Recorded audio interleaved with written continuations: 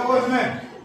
तो 2023 का पहला पेपर है, बात हम लोग भी खुद बोल रहे थे 6 नंबर क्वेश्चन, 6 नंबर क्वेश्चन में संचरण किसे कहते हैं, उदाहरण सहित लिखिए। जब कोई धातु क्या होने लगे, जैसे मान लो पत्थर है, पत्थर अगर उसके ऊपर धीरे धीरे घिसेगा क्या होगा, कम होता जाएगा।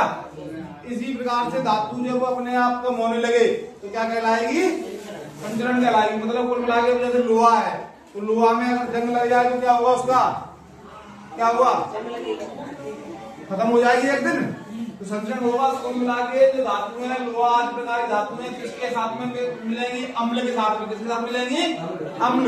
या अम्ल नहीं होगा तो वायुमंडल में नमी आदि के जब संपर्क में आएंगी तो क्या होगा, उनमें कौन सी प्रक्रिया शुरू हो जाएगी, संचरण की प्रक्रिया शुरू हो जाएगी। और इससे वो क्या धीरे धीरे नष्ट होना शुरू हो जाती है। जब हम क्वेश्चन लिखेंगे तो क्वेश्चन लिखते समय या तो इस तरीके से लिख सकते हैं, या फिर जैसे फेर में लिखवाया हुआ है, जब लोहा या लोहे से जैसी पदार्थों से बनी अन्य वस्तुएं या धातुएं अम्ल के पास में या अम्ल के आदर्श आदि के संपर्क में आती हैं तो वे संचरित होने लगती हैं। इसी प्रक्रिया को संचरण कहते हैं। उदाहरण के लिए चांदी कैसी पड़ जाती है, चांदी देखा होगा आपने, जब भी ये लेडीज वगैरह पहनती चांदी, पहनती है नहीं पहनती है, तो देखा वो काली पड़ जाती है। काली हो जाती है कि नहीं हो जाती है? काली पड़ने का कारण क्या है, किसके संपर्क में आती है वो, पानी के संपर्क में। वायुमंडल में पानी वैसे फिर उसके बाद कहीं ना कहीं भीगती रहती है, तो संपर्क में आ गई, आने से क्या होने लगता है, संचरण होने। दूसरा प्रश्न है प्रकाश संश्लेषण किसे, प्रकाश संश्लेषण की क्रिया। ये देखो एकदम प्रकाश संश्लेषण किसे कहते हैं, बताया था क्वेश्चन में, प्रकाश संश्लेषण किसे कहते हैं। तो क्या होता है, जब पौधे सूर्य के द्वारा क्या लेते हैं, रोशनी, और वायुमंडल से कार्बन डाइऑक्साइड लेते हैं, तब वो क्या करते हैं, अपना खाना बनाते हैं। खाना बनाने में क्या करते हैं, ग्लूकोज उत्सर्जन करते हैं, खाना हो गया। तो ये हो गया प्रकाश संश्लेषण किसे कहते हैं। अगर आ जाए प्रकाश, इसमें आ जाता है प्रकाश संश्लेषण की क्रिया विधि को केवल रासायनिक समीकरण में लिखिए। तो कौन सा समीकरण है यहाँ पे, रासायनिक समीकरण है। कौन सा समीकरण है, रासायनिक समीकरण है। अब रासायनिक समीकरण क्या होता है, रासायनिक समीकरण में जो भी सूत्र उनके द्वारा दर्शाना पड़ेगा, थ्योरी नहीं लिखनी है। अब जैसे इसमें देखो प्रकाश संश्लेषण जी क्या हो गया, ग्लूकोज। क्या हो गया, ग्लूकोज। तो इसमें कार्बन डाइऑक्साइड क्या है, कार्बन डाइऑक्साइड, CO2 क्या है, CO2 कार्बन डाइऑक्साइड। तो कार्बन डाइऑक्साइड हो गया। तो उसके बाद में आता है प्लस 6H2O। ये क्या हो गया यहाँ पे, जल। क्या हो गया, जल। तो वायुमंडल में कार्बन डाइऑक्साइड पेड़ पौधों को मिलेगा, और जल कहां से मिलेगा, जमीन से। जल जमीन से मिलेगा, जल जमीन से मिल गया। उसके बाद में सूर्य का प्रकाश, सूर्य का प्रकाश सूर्य से मिल गया। तो सूर्य के प्रकाश से क्लोरोफिल ली, उन्होंने क्या लिया, क्लोरोफिल। फिर उसके बाद में देखो यहाँ पे क्या बनाया, ग्लूकोज। क्या बनाया, C6H12O6 क्या बना दिया, ग्लूकोज। क्या बनाया, ग्लूकोज।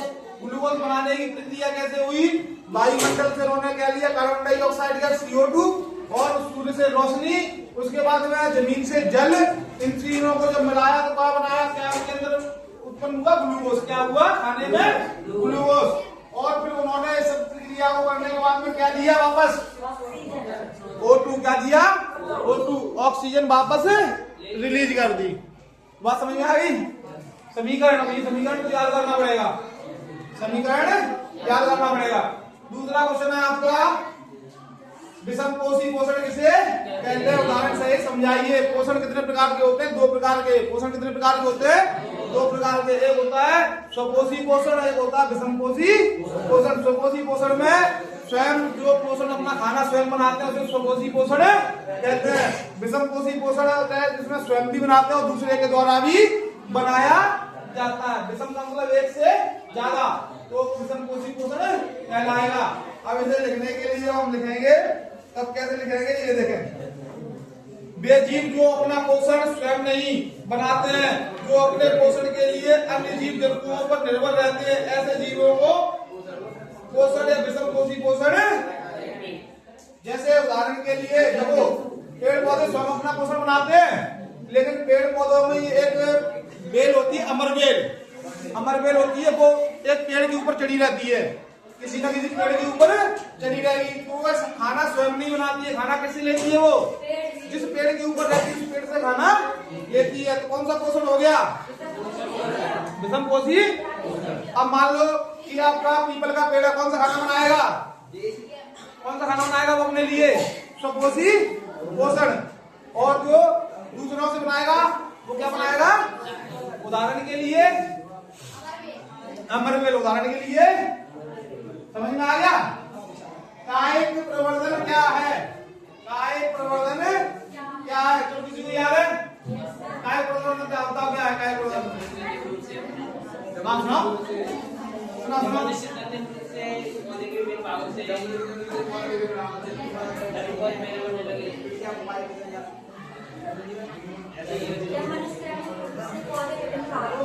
जब मनुष्य, आपने वो पेड़ देखे जो कि आप बोलते हो कि कलम का पेड़ है? किसका पेड़ है? कलम का पेड़ है। देखा सभी ने कलम का पेड़? जब कलम का पेड़ अपन देखते हैं तो कलम का पेड़ है, बोलता है कि ये पेड़ किसका है? कलम का। क्या होता है? जब कोई मनुष्य किसी पेड़ को काट के, पौधे को काट के उसमें दूसरा पौधा लगा दे, दूसरा पौधा लगा दिया तो क्या कर दिया उसने? अब मान लो नीचे था नीम का पौधा, अब यहाँ की जो मृदा है या यहाँ का वातावरण है वो कौन से पेड़ को उत्पन्न कर सकता है? नीम को। नीम का पेड़ यहाँ पे अच्छे से कहीं भी हो सकता है। अब मान लो जड़ में पेड़ किसका था? नीम का। अब उसे नीम के पेड़ को, तने को काट दिया, तने को काटने के बाद में उसमें ऊपर लगा दिया आम का पेड़। उदाहरण के लिए यहाँ पे देखें क्या? हाँ बता क्या करें?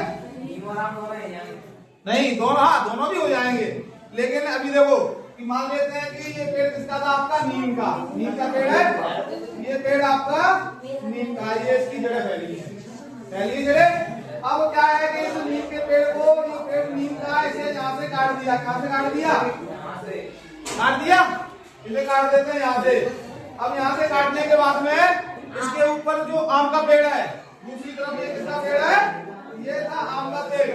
आम का पेड़ ये है। अब इस आम के पेड़ को कहाँ से काट दिया? यहाँ से। कहाँ से काट दिया? देख लो इधर काटने की विधि, यहाँ से काट दिया। कैसे काटेंगे? तिरछे में, कैसे करके? जैसे ये सीधी लकड़ी है तो तिरछे में काटेंगे ऐसे करके। कलम करते हैं, कलम अपनी होती है। जैसे आपकी क्या नाम है, पहले जो डॉट डॉट से लिखते थे स्याही में बोल के तो एक कलम कर देते थे, ऐसे ही ये कलम है, कलम कितनी तरह काट दिया। अब इसको क्या करेंगे? इसके ऊपर लगा देंगे। ये देखो ऐसे पहले कटा हुआ था, अब इसके ऊपर क्या करेंगे? इसको लगा दिया पेड़ को। और यहाँ पे केमिकल भी लगा सकते हैं, मिट्टी भी लगा सकते हैं, या गोबर भी लगा सकते हैं। और क्या करेंगे? इसे टैपिंग कर देंगे जिससे इसमें हवा ज्यादा इसके अंदर ना जाए। फिर अब इसको जो पोषण है, ऊपर वाले को पोषण कौन दे रहा है? नीचे कौन है? ये नीम का पेड़। किसका पेड़ है? पोषण किसको दे रहा है? आम के पेड़ को। फल किसके आएंगे इसमें? फल ऊपर किसके आएंगे? तो इससे क्या कहलाए, क्या कहा जाएगा? इसे बात समझ में आ गया? लिख लोगे सभी? अगला क्वेश्चन आता है, मनुष्यों में गुणसूत्रों की संख्या होती है। पुरुषों में गुण संख्या सूत्रों के, और महिला और पुरुष में गुणसूत्रों की संख्या क्या होती है? ये क्वेश्चन तुम्हें अपने बहुत अच्छे समझाएगा, समझाया ना? तो जब हम पहले बात को जब हम लिखेंगे तो कैसे लिखेंगे? देखो यहाँ पे लिखने के लिए, मनुष्यों में गुणसूत्रों की संख्या 23 जोड़ी होती है। महिला एवं पुरुषों में 23 जोड़ी गुणसूत्रों के समान होते हैं, लेकिन 23वां जोड़ा लिंग गुणसूत्र होता है जो महिला में XY XX तथा पुरुषों में XY होता है। अभी एक क्रम लेते हैं, मेल ले लिया, एक क्रम ले लिया, समझ लो इधर अभी दोनों ले लिए। तो इसमें जो गुणसूत्र है वो कितने हैं? जोड़े में होंगे। कितने हैं? जोड़े में होंगे। जोड़ा कितने का होगा? 23 प्लस 23 बराबर कितने हो गए? कितने हो गए? 40। अब इसके बाद में भी 23 प्लस बराबर कितने हो गए? ये क्या है? ये तो क्या है? देखो ये इसमें दिया हुआ क्या है? कितने बात कर रहे हैं, गुणसूत्रों की बात कर रहे हैं, गुणसूत्रों की बात हो रही है यहाँ पे। ये क्या है? 23 गुण माता इधर देख लो, क्या है ये? अब क्या है कि अब ये गुणसूत्र हो गए। अब ये गुणसूत्र है तो ये जो मेल के गुणसूत्र है और फीमेल के दोनों बराबर है, तो इसके गुणसूत्र मेल के वो कैसे होंगे? x और y। कैसे होंगे? x और y। और इसके कैसे होंगे?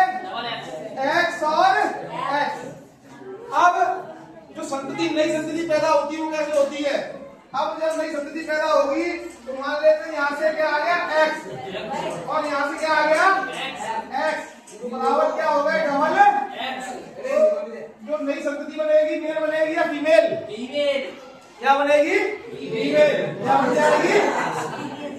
अब दूसरी चीज, यहाँ से क्या आ गया?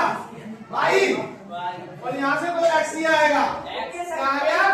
x, तो बराबर क्या बना? x और y बराबर क्या बनेगा? बात समझ में आ गई?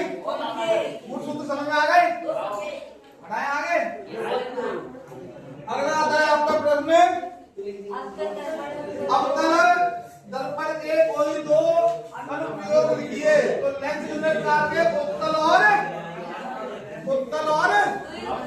अवतल। मनुष्य की आंखों में कौन सा लेंस है? उत्तल या अवतल? कौन सा लेंस है?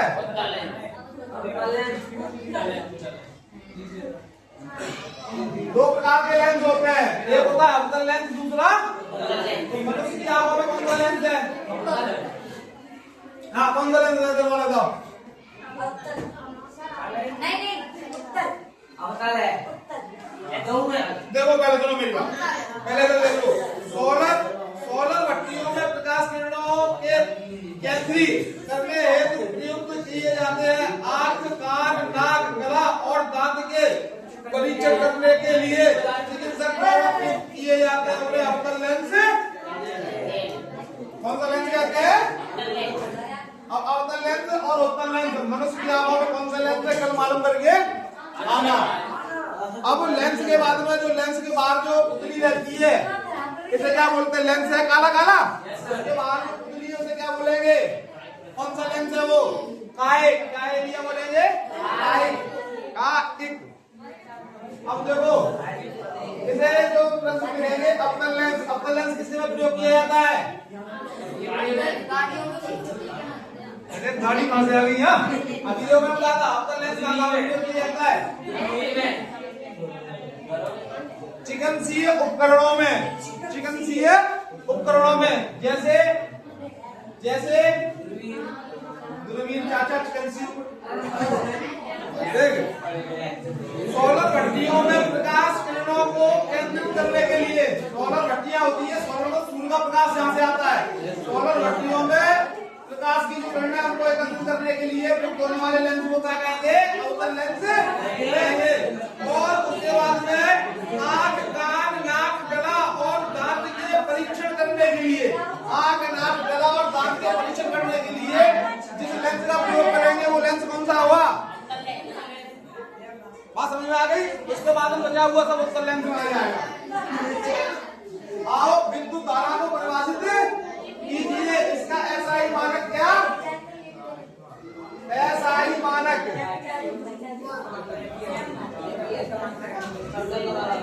देखो, हर चीज को नापने का अलग अलग तरीका है? अलग अलग तरीका है। पहले ऐसे आपका pH मान है, केजी है, ml है, LER है। उसके बाद में आगे बात करेंगे। देखो, जब हम कोई लिक्विड चीज को नापेंगे तो किसमें नापेंगे? मिलीलीटर में। लीटर में तो नापेंगे, सबसे छोटी इकाई हो गई मिलीलीटर। लीटर में नापते हैं। दूध को नापो, किसमें नापोगे? दूध को नापो, किसमें नापोगे? हाँ, इधर नाप ले, नहीं नपवा देंगे। दूध नापो, कहाँ नापोगे? लीटर में। तेल नापोगे, किसमें नापोगे? अगर आप वहीं पे चीनी नापने जाओ तो किसमें नापोगे? केजी में या किलो में? बात समझ में आ गई? अगर आप पीएच मान कर कैसे किसमें नापेंगे? हमने एक दिन बात बताया था, जब अम्लीय वर्षा हो रही हो कोई अम्ल को नापना है तो अपने नाम से कितना उपयोग करेंगे, pH मात्रा। जैसे अम्लीय वर्षा स्केल में नापते हैं, जब अम्लीय वर्षा होती है तो pH मान कितना होगा 5.6 से कौन सा माप हो गया वहां पे pH मान। बात समझ में आ गई? अब आ रही SI मानक। SI मानक किसे कहते हैं? तो SI मानक किसे कहते हैं? जब तक हम विद्युत धारा को किसको नापते हैं, धारा। देखो इधर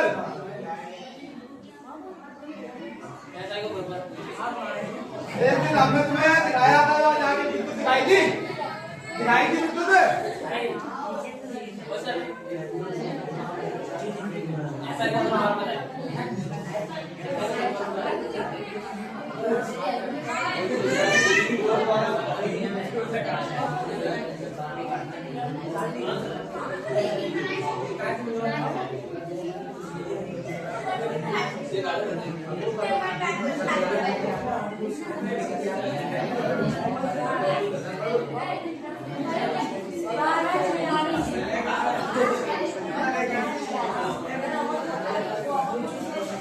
अब देखो ना, समझे से चेक ले जाते हो फिर वीडियो में, तो देखो समझ में नहीं आएगी।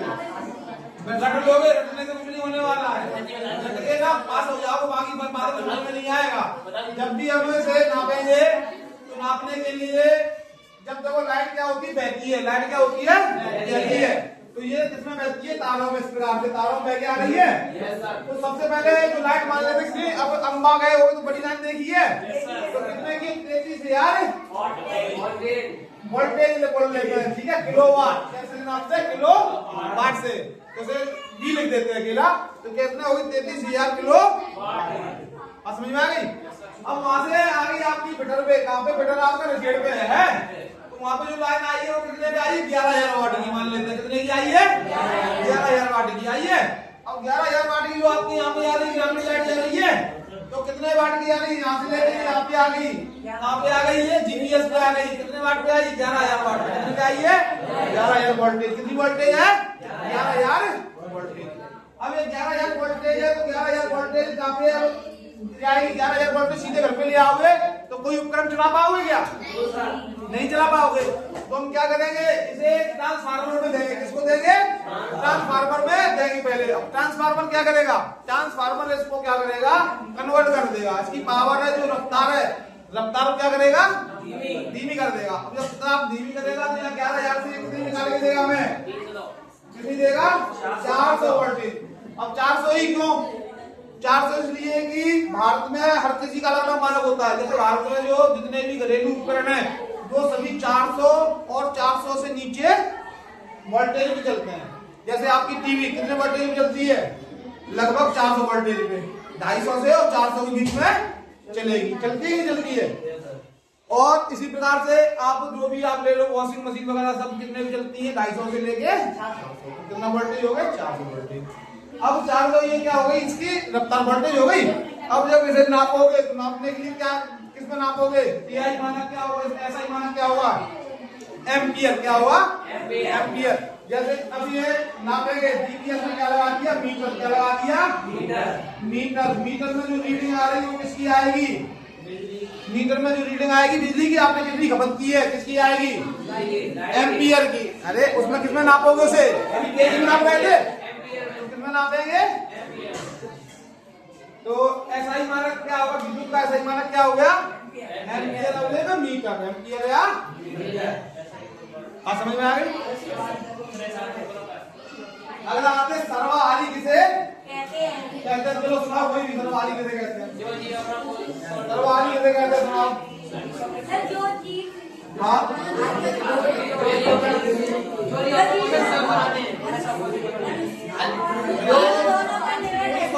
हो गया ना,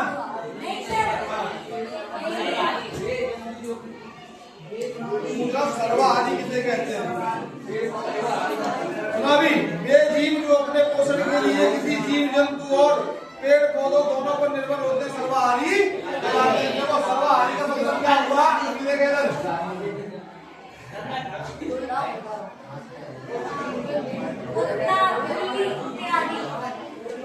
ठीक है, जिन्हें जो भी मिल जाए वो उसी को खा के अपना काम चलाने क्या कहलाएंगे, सर्वाहारी कहलाएंगे। जैसे मान लेते हैं गाय है, गाय क्या खाएगी, तो वो घास पे ही निर्भर रहेगी, तो सर्वाहारी नहीं हुई। शेर क्या खाएगा, तो वो घास तो नहीं खा सकता, वो सर्वाहारी नहीं हुआ। अब कुत्ता है, कुत्ता क्या क्या खा सकता है, इंसानों क्या रोटी खा सकता है, खाना खा सकता है, बना हुआ शाकाहारी खाना खा सकता है, जीवित रह सकता है शाकाहारी खा के, और मांसाहारी भी खाए तब भी जीवित रह सकता है। तो शाकाहारी में भी जीवित है, मांसाहारी में भी जीवित है। बात समझ में आ गई। बिल्ली शाकाहारी में भी जीवित रह सकती है, तो मांसाहारी में भी। मनुष्य शाकाहारी भी होते हैं, मांसाहारी भी होते हैं, मांसाहारी भी होते हैं और शाकाहारी भी होते हैं, दोनों ही प्रकार के। बात समझ में आ गई। अगला आता है आलू के चिप्स की आलू से नाइट्रोजन गैस क्यों भरी। अब आप जब चिप्स लेने जाते हो तो चिप्स लेने जाते हो उसमें 4 चिप्स निकलते हैं, बाकी हवा भरी रहती है, हवा भरी रहती है। अब जो हवा भरी रहती है, जो हवा भरी है, देखो जो है नाइट्रोजन, जितना मालूम है उतनी जवाब दो, जो मालूम है सही वो जवाब दो। अब देखो जो आलू का चिप्स है, अगर आप आलू को वायुमंडल में खुले में रख दोगे तो कैसा पड़ जाता है, काला कैसा पड़ जाएगा, काला पड़ जाता है। जब आप छील के रख दोगे तो काला पड़ जाएगा।